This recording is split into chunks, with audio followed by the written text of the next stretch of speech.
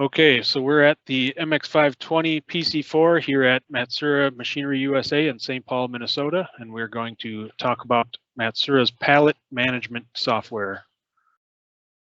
So first we'll start on the pallet monitor screen. And this gives a nice visual overview of what's happening in the machine, where each pallet is in the stocker, and the status of each pallet. So right now you can see there is no pallet in the machine, and pallet 1 is in stocker position 2, pallet 3, stocker position 1, and so forth. All 4 pallets are ready to run something. They're all green. That means they have an OK status. And if we zoom in on one, we've got station number 1, pallet number 3 highlighted here. And you can see it's going to run program number 1, 2, 3, 4. And so if we go to the next one, station number 2, which is pallet number 1, it's going to run 1, 2, 3, 5, and so forth. We've got at least one program assigned to each pallet. And that is where we will start. So we've got a program assigned, at least one program assigned to each pallet. We've got an OK status on each pallet, and now we can start the schedule. And the way we start the schedule is by running what we call the start program. And that's what it looks like, program 0001. So we will execute that program, and it will start the schedule. It's going to bring the pallet into the machine and then execute the program that was assigned to the machine, or excuse me, to the pallet. So.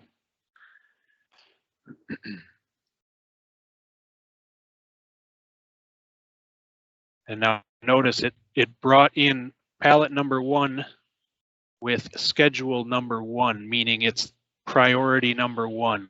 So we've got pallet 1, schedule number 1, pallet 2, schedule number 2, pallet 3, schedule number 3, pallet 4, schedule number 4. So it's going to run in that order.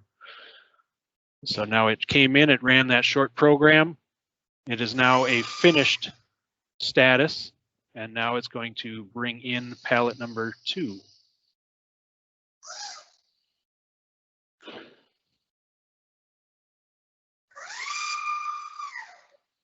You can see pallet number 2 is in the vehicle, the shuttle transfer vehicle, or the robot as most people call it. Now you can see we've got 3 different programs assigned to this one pallet.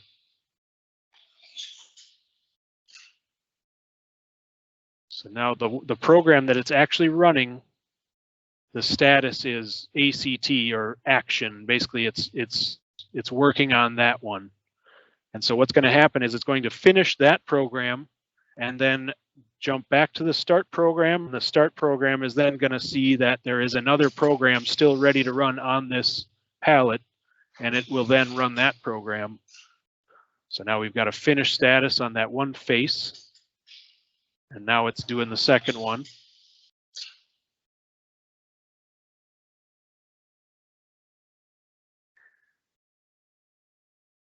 And so you can see these are 3 different programs. So you could run up to 4 of the same, or 4 different ones. Really doesn't matter. It's up to you. You can get pretty creative with the scheduling, with the multi-face, multi-program per pallet setup. So now it finished that second program, and now it's on to the third. These are obviously pretty short programs. It just does one tool change and moves around a little bit, and then it's done. So it doesn't take very long.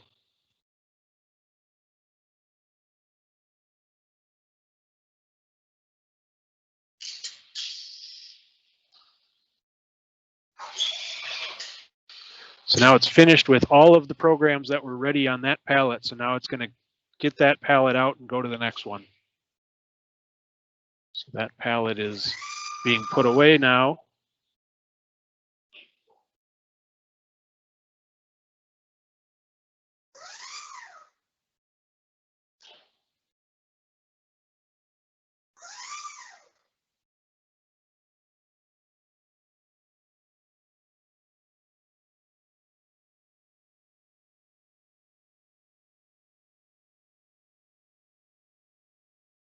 Pallet 3 is in the schedule, or excuse me, in the machine.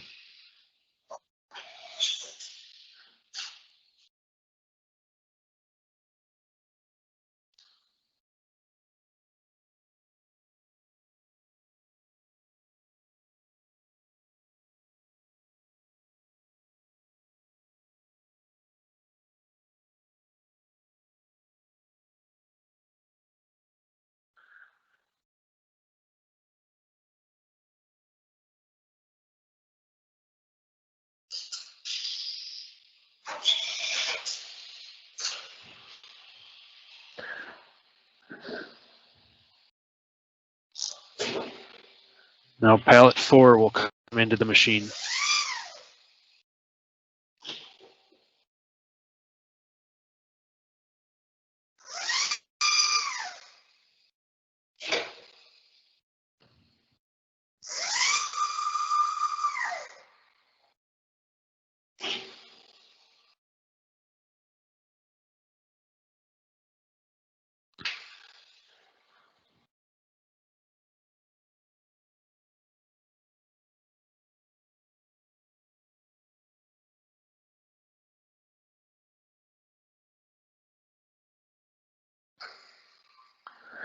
Okay, so now that's it for that schedule. That's what I would call kind of a normal schedule, kind of a basic, 1 through 4 schedule. Just run the schedule from top to bottom until you're done.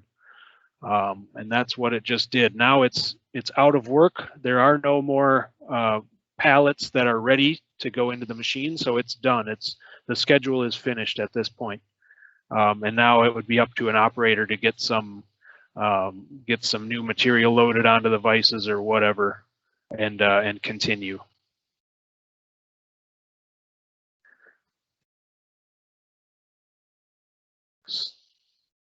So should we should probably cut.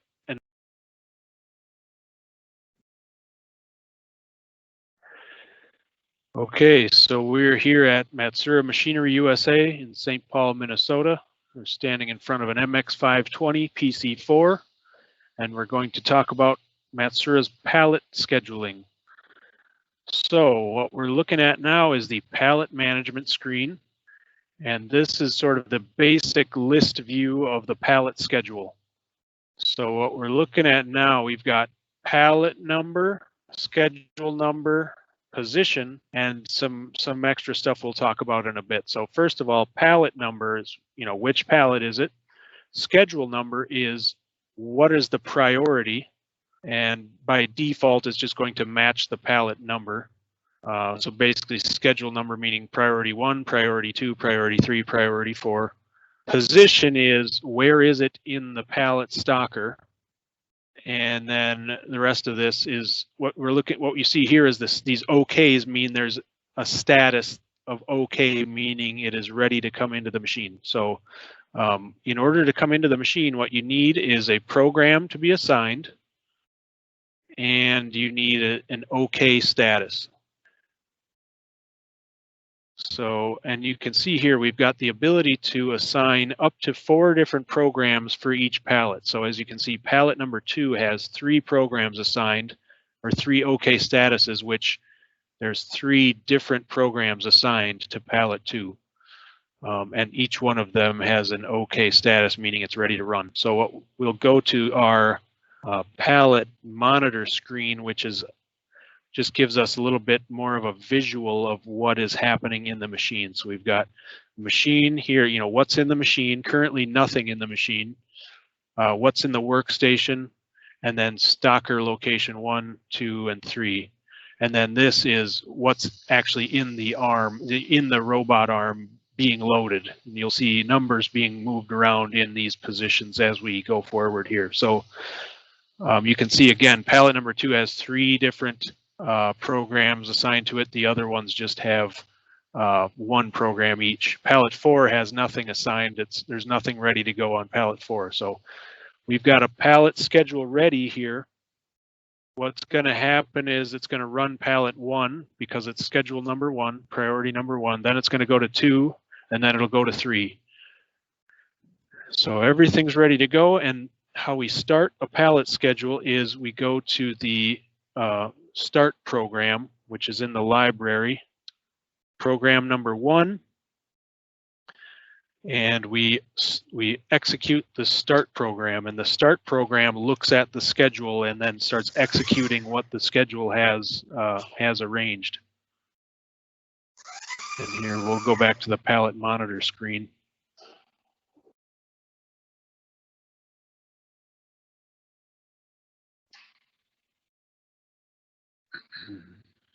So now we see pallet 1 is in the machine.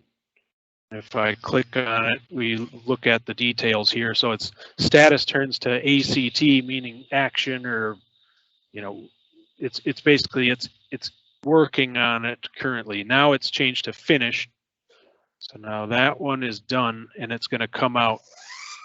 So pallet number 2 is going to come in now.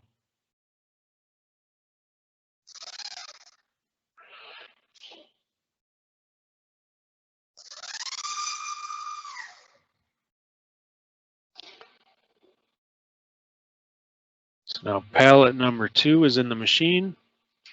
You'll see how this goes. It's going to run the first program, and then it's gonna basically run that first program to completion, and then go to the next one. It's gonna basically run the first one, go back to the start program. The start program is gonna see that there is more work to be done still on this pallet, and then start that second program, and so forth.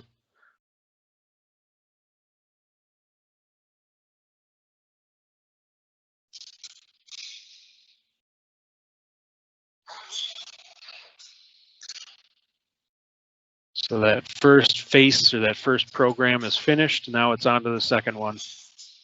And notice these are 3 different programs. So you could assign up to 4 different programs. You could do 4 of the same. It's really up to you. You can do, you could have 4 programs loaded on, or, assigned to this pallet, but only do an OK status for one of them, for example, if you only had one side of the fixture ready to run. It's really, you can get pretty creative with the scheduling in that regard. So what we're going to do now is it's working on the last program on this pallet. And normally what would happen is we would just jump to the last pallet in the schedule, which is pallet number 3. But let's just say that this one, customer called up and wants these parts right now. So I'm going to interrupt my schedule with this pallet number 4 here. So what I'm going to do is I'm going to say it's ready, and I'm going to hit the interrupt flags, the schedule flag interrupt, meaning it's sort of a special mode. It's the interrupt mode now. So now that pallet's ready to go, and we'll see what happens.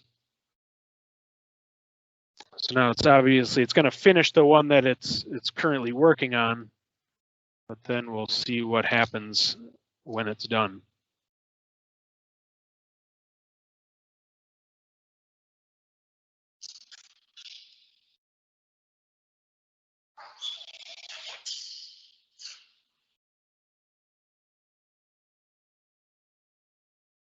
So now all those are finished. Pallet number 2 is coming out now.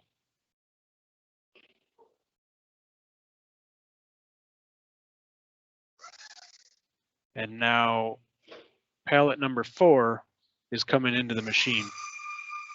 We've interrupted our schedule to bring in pallet number 4.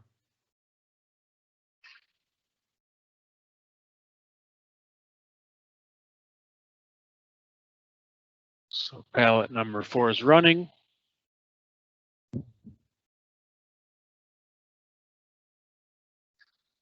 Now it's finished.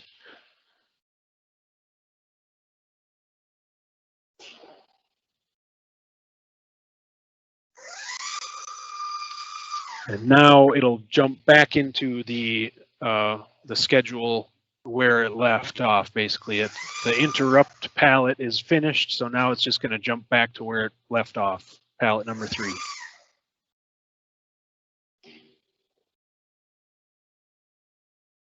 So there's pallet 3 in the machine.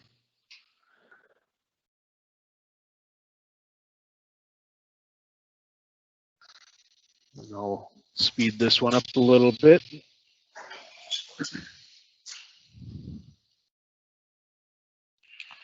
So that's basically, you know, aside from the interrupt pallet, that's sort of a normal schedule. It just runs, you know, top to bottom, schedule number 1 through schedule number 4.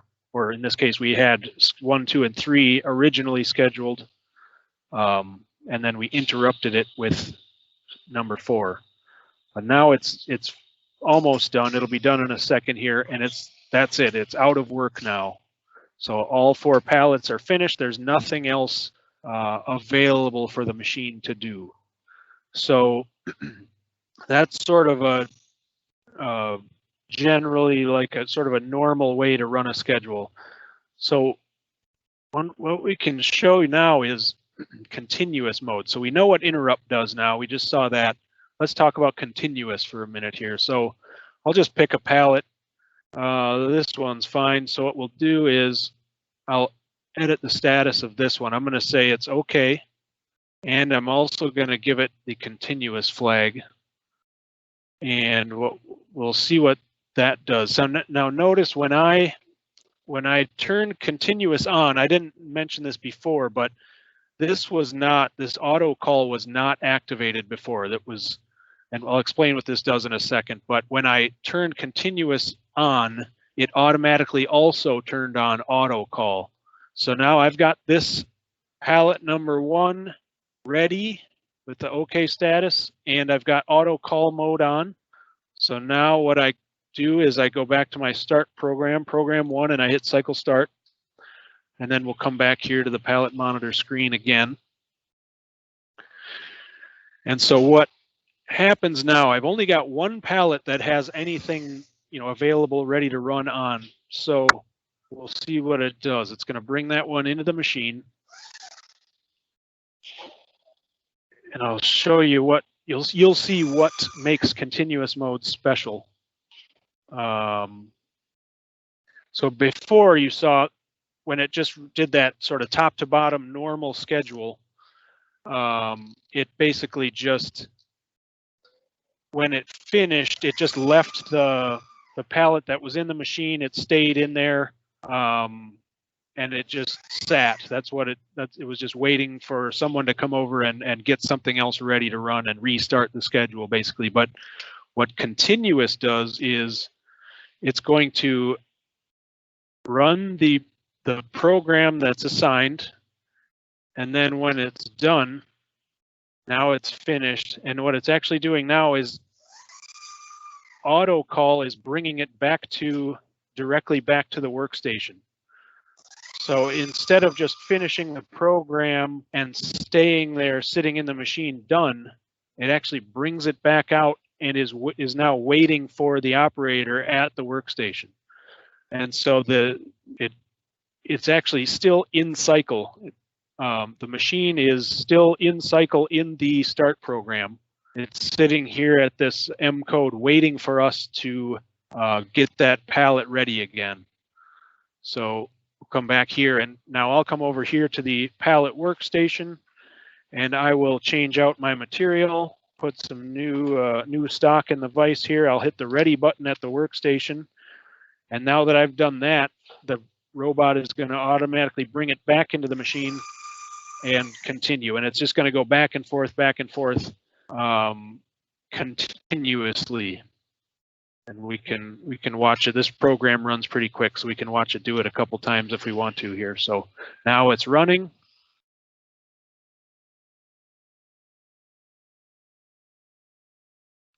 Now it's finished. It's going to come back out.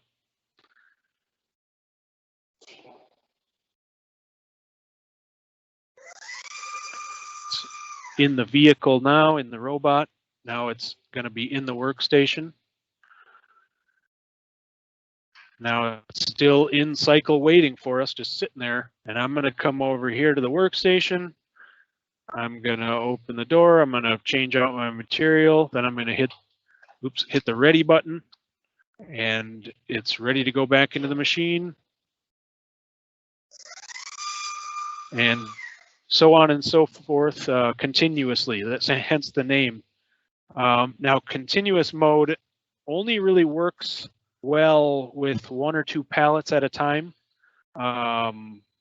It can get, if you have, for example, if you had all of the pallets in continuous mode, it's always going to go to the lowest schedule number, or in other words, the highest priority number that is ready. So what ends up happening is you have 1 through 4 on continuous mode, and all of them are ready to go. Pallet 1 comes into the machine, it runs and is finished, it comes out. Pallet 2 goes into the machine, and while pallet 2 is in the machine, pallet 1's at the workstation, and the operator changes the material out and hits ready again.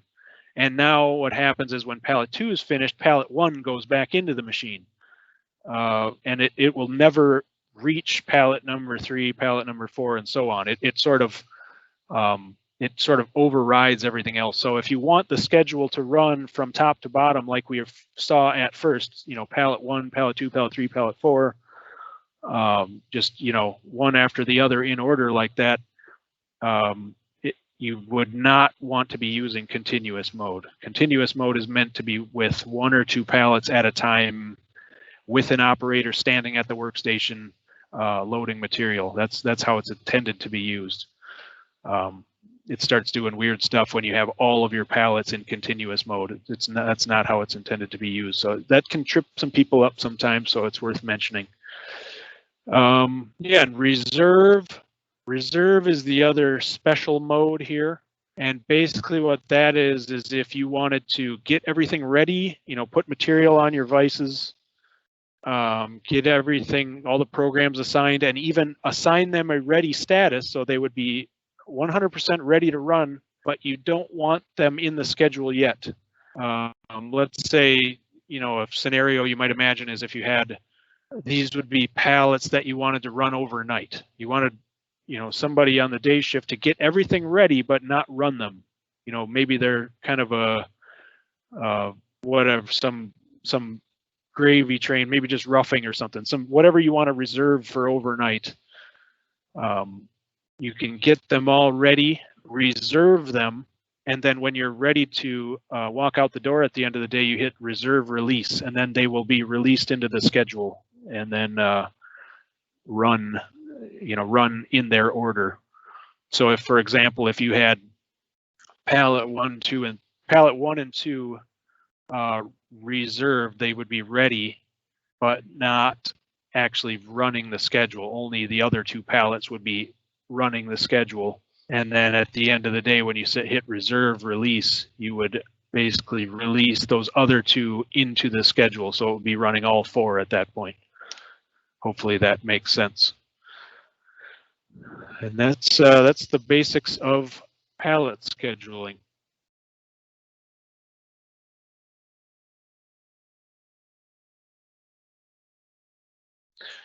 Okay, so machine's running. I'm running a program now, and we're going to show you what it looks like getting some other pallets ready to go into the schedule while the machine's running. So this thing's going, doing its thing. I'll just let it kind of keep running here. And now I've got my this is what we call the workstation. I've got a simple control panel over here, and I've got 3 different work holding items in here, and I'll bring I'll pick, let's see, station 1. I'm going to bring it over here so I can load material on it, for example.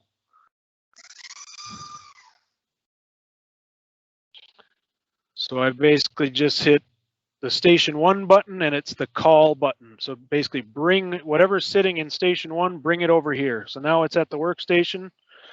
I just open my door. Nice access to this. I can hit this button and release. So I can spin this around 360 degrees. It'll blink at me until it's back at home position.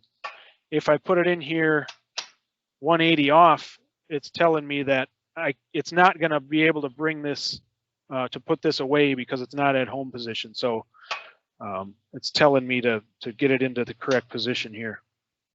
which is right there. So now I would just, load my new work pieces on here. When I'm done with that, machine's still running. I just hit ready, return, and now it's gonna, hitting the ready button, what that did was it gave it an okay status, so basically a ready status so that the machine now knows that that pallet is available to come into the machine to be machined, to do some work. So let me speed this program up a little bit and you'll see that. What I'll do now is I'll bring the other one over here. Station 3, bring it to me. And what I'll do here is, so as you can see, this is a totally different pallet, work holding setup here. What we'll do here is leave that door open.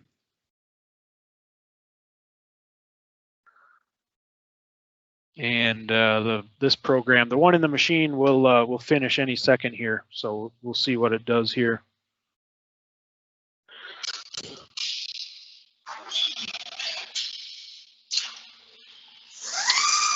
So now notice my workstation door is open. It's all the way open, and there's an interlock on here. So it's the fact that I'm working in the workstation here is not going to interrupt the pallet changer from doing its thing. So now it took the pallet that was in the machine, finished, and put it away. Now it's grabbing the one that I was just working on and bringing it into the machine. And so while it's doing all that, I am working on this, getting material loaded up, whatever it is you have to do. I'll kind of slow that one down again. So, do my thing over here, load some parts up, and then when I'm done, I close it again and I hit the ready return button. So now if I left the door like this, the pallet changer would not run. But if it's all the way open or all the way closed, it'll still do its thing. So now I hit ready, return. Now this one is ready to go into the machine whenever the machine is available. And the machine right now is still running this, it's running the program on that tombstone.